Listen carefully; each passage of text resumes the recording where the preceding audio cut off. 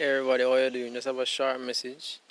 I was thinking about how Christ, after telling the disciples, warning them of any man that should come and try to tell them that here's Christ in the secret chamber, here's he in the desert, about verse 25, 26, so on. Verse 28, he says something that seems very strange. He says, wherever the carcass is, there will the eagles be gathered. And it may seem striking to some in the middle of all that Christ is saying. Here he gives some occurrence in nature to seemingly help to understand what he's saying. But many would be confused because here we see something right in the middle of nowhere, so to speak. And it came to me, the signs tell that Christ is near. And seeing eagles gather together, one can know that a dead animal is somewhere nearby. But think about this as well. What did Christ come to do? Christ came to die for our sins, right? Did he not?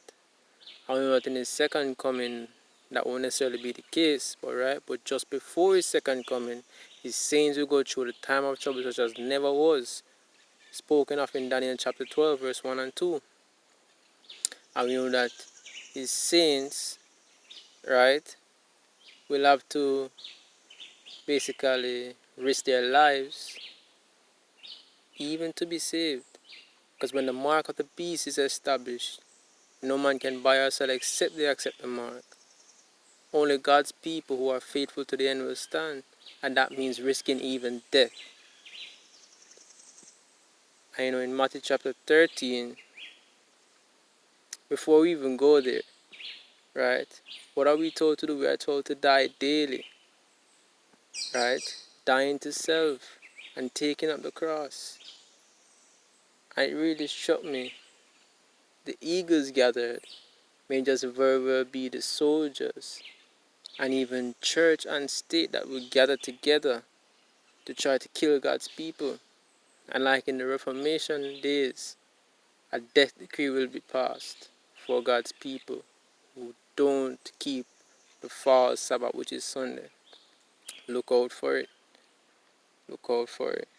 So may we find that strength that God provides and take hold of it.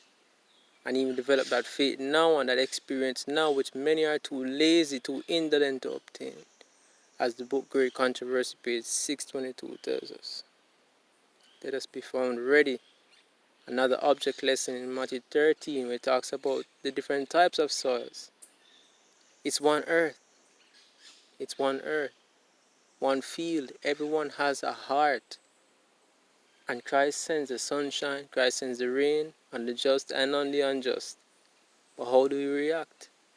Do you continue to harden your hearts into sediments that become stronger and stronger, molded together?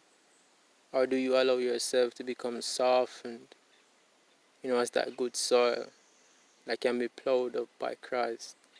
And you can plant a seed and it can take root in your heart.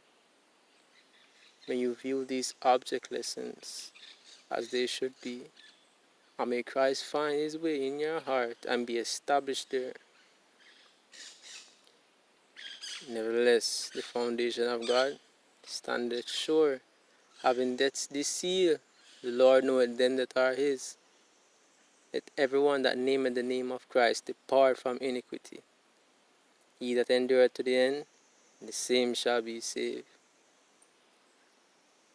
May God bless you. May you take heed unto these words. Amen.